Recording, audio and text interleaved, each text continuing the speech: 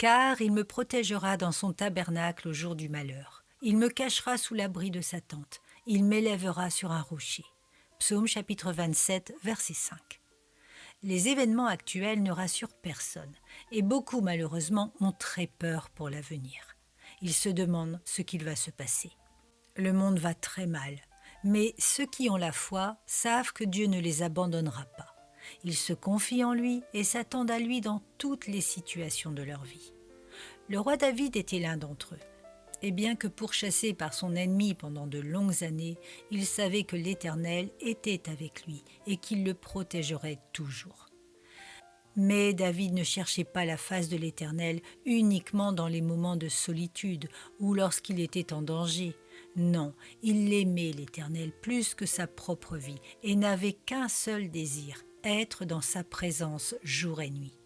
Je demande à l'Éternel une chose, que je désire ardemment. Je voudrais habiter toute ma vie dans la maison de l'Éternel, pour contempler la magnificence de l'Éternel et pour admirer son temple.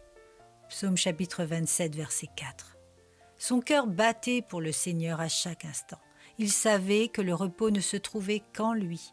C'est pourquoi il lui faisait une pleine confiance.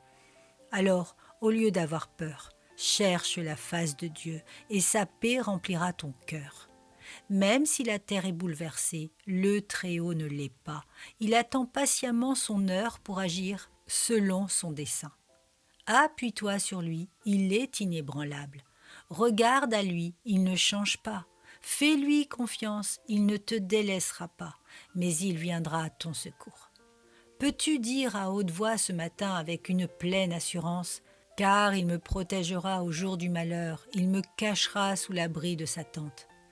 Si tu as le même Dieu que David, alors demande aussi au Seigneur de te donner la même foi que lui. Si tu prends du temps avec lui, si ton désir est d'être de plus en plus dans sa présence, à travers sa parole, la prière et la louange, alors tu habiteras dans sa maison et tu contempleras sa magnificence.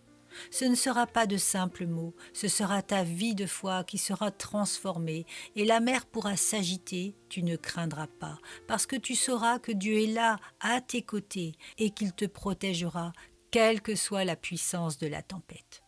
Les vents soufflent, la terre tremble, les rois deviennent fous, mais le Très-Haut veut t'élever sur son rocher et te protéger. Contemple-le et attends-toi à lui.